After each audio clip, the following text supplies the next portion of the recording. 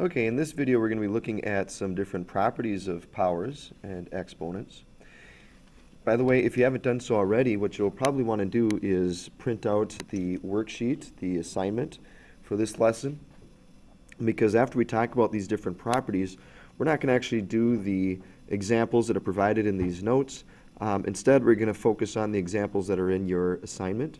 So we're going to work on some of those together in this video.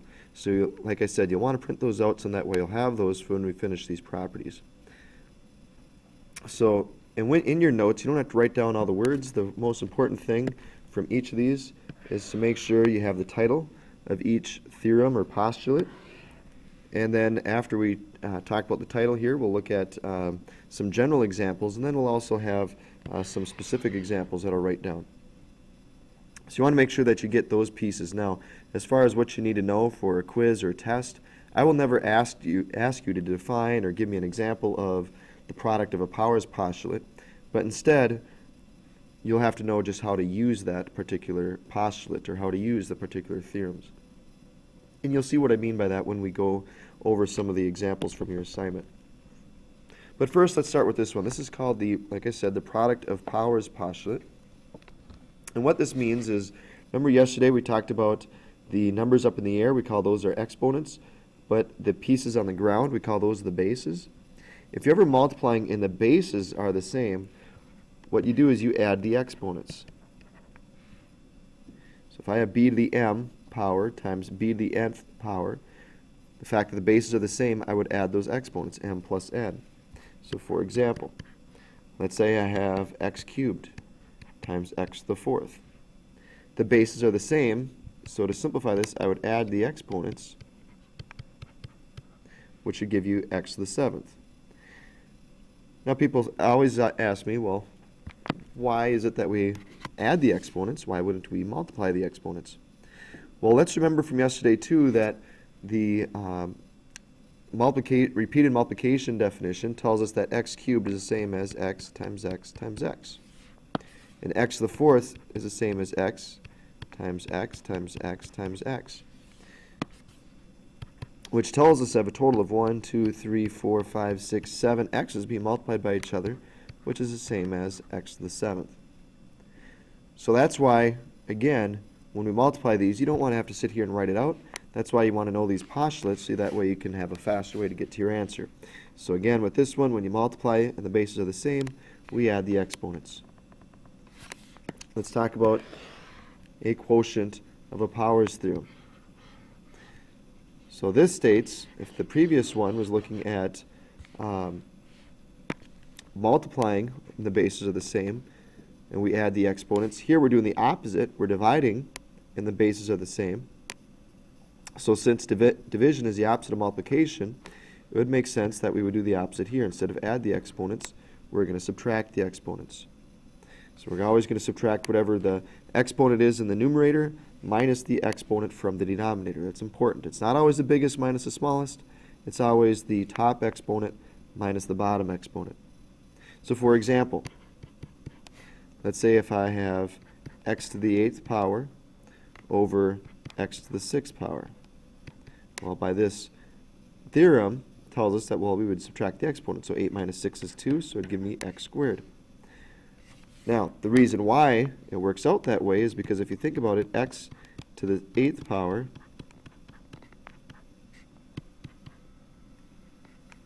means that we have 8 x's, 1, 2, 3, 4, 5, 6, 7, 8 x's on top, and 6 x's on the bottom. 1, 2, 3, 4, 5, 6. So, what we can do is we can cancel out for every same piece that we have on top and the bottom, we can cancel one out. So I keep canceling out. So basically I'm going to cancel out 6 from the bottom and 6 from the top, which leave me with x times x, or x squared in the numerator. So my answer is just x squared.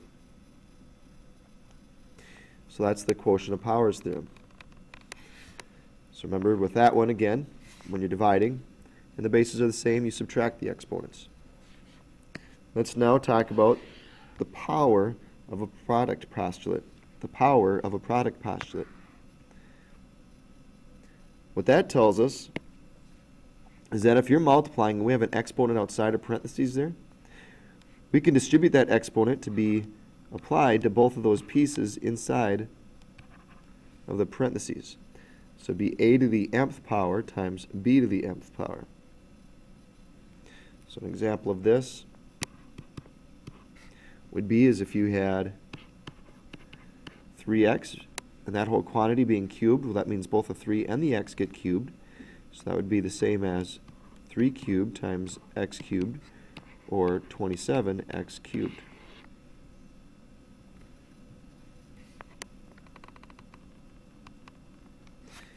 Next, we're going to have the power of a quotient theorem, which tells us, this is similar to the previous one, which tells us if we're dividing inside our parentheses and outside the parentheses we have an exponent, that exponent still applies to both the numerator and the denominator.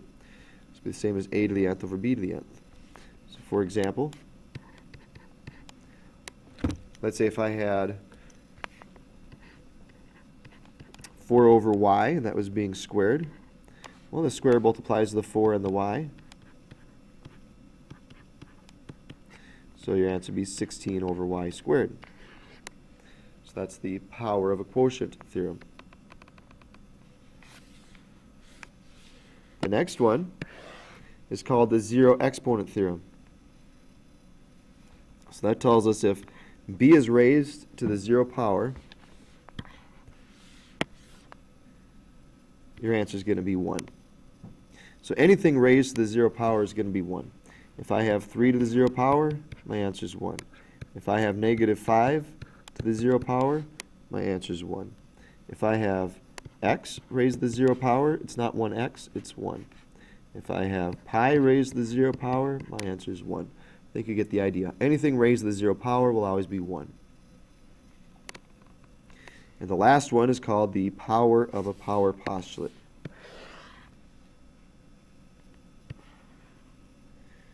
And what that tells us is if I have b to the mth power being raised to the nth power, so what if I have an exponent being raised to an exponent? That means is we multiply the two exponents together. So an example of this one would be if you had 2x squared being cubed. Well, 2 cubed is 8. And x squared being cubed, again, we'd multiply those exponents. So 2 times 3 is 6. We get 8x to the 6. So you apply the cube to both the 2 and the x squared. So the 2 cubed is 8. With the x and the square, you multiply those two exponents. So 2 times 3 gives me 6. It would be x to the 6th power. And that would be your answer.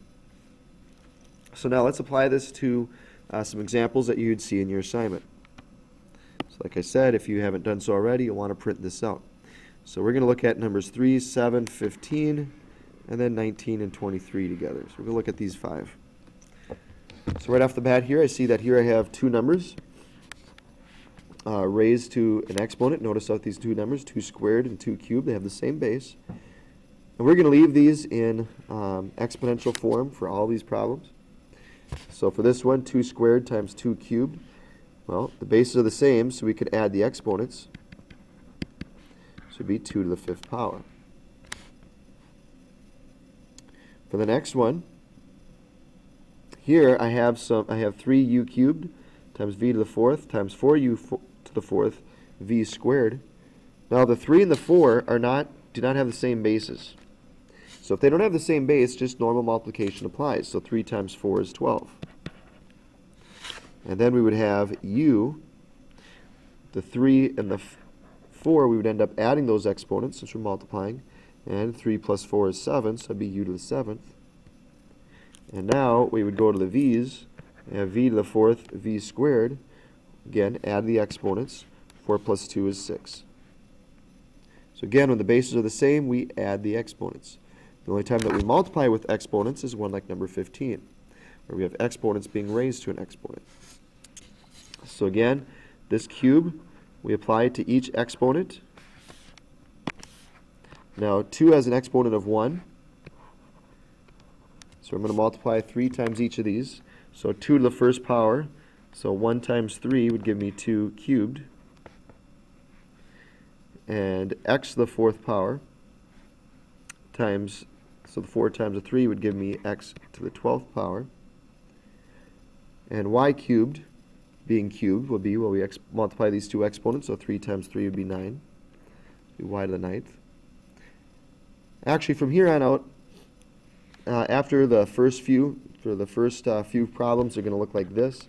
But for the rest of them, if you get 2 cubed, go ahead and simplify that. 2 cubed is 8. So it would be 8x to the 12th, y to the 9th would be your final answer. Or if you had simplified this at the beginning, 2 to the 5th would be the same as 2 times itself 5 times. So if you didn't know what that was, you'd take 2 times 2 is 4, times 2 is 8, times 2 is 16, times 2 is 32. Let's look at some other problems here involving some division. With division, it's always best to look at this as pieces. So match up your like terms. In other words, I have 8 divided by 6. I'm going to simplify that. Times, I'm going to look at my a's. There are no other a's. It would be a to the 7th over 1. Times my b's, b cubed over b to the 4th. Times c to the 9th over c. We're going to simplify, like I said, each of these pieces. So 8, 6, well, 2 goes into both of those. So that reduces to 4/3. And then a to the 7th over 1, again, a to the 7th, I can't do anything with that. So right now my fraction is going to have a to the 7th on top. Now let's talk about these b's. If I subtract these exponents, 3 minus 4, I end up getting b to the negative 1st power. And we have not talked about negative exponents. So here's a better way to approach these problems when we're dividing. Remember, b cubed means that I have b times b times b times b. And b to the 4th means I have b times b times b times, oops, I have one extra b up here. So b to the 4th means I have b times b times b times b. B cubed means I have 3 b's. So for every b I have on top, I can cross out 1 from the bottom. Well, I'm left with a b, but that b that I'm left with is in the denominator. Now I might say, well, I don't want to have to do this every single time. So there is a better way to do this. And that would be to say, well, I have 3 b's on top. That takes away 3 b's from the bottom, leaving me with 1 b in the denominator. So there's no more b's in the top, but I have a b in the left in the denominator. So b to the 1st, so just b is what we'd put down there. So applying that same idea for this next one, here I have 1c in the denominator. That's going to take out 1c in the numerator, leaving me with 8 c's in the numerator. Whoops. So it would be c to the 8th power.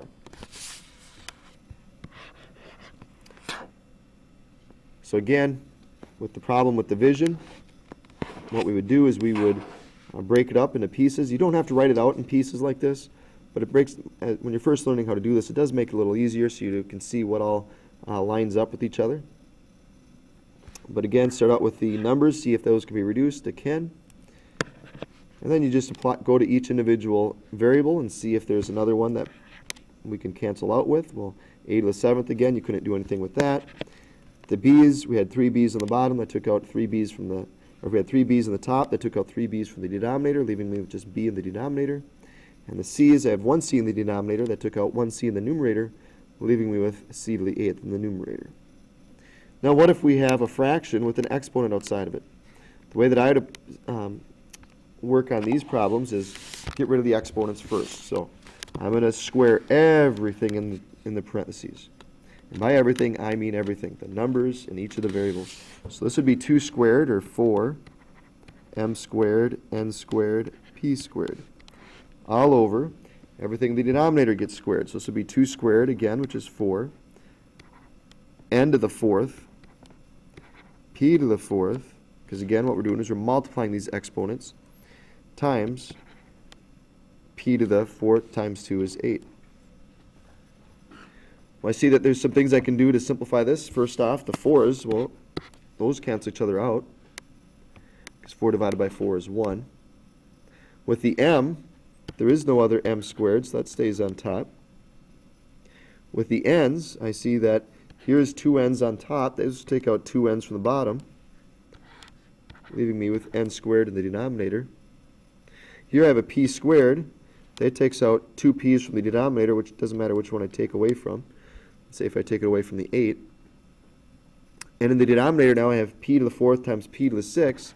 So since we're multiplying and the bases are the same, I would add the exponents. So become p to the 10th. So my answer here would be m squared divided by n squared times p to the 10th. So hopefully you can see now how we use and apply those properties that we talked about. And if you understood these examples, you should do pretty well in that assignment. So I'll let you go ahead and work on that. So good luck on that assignment today.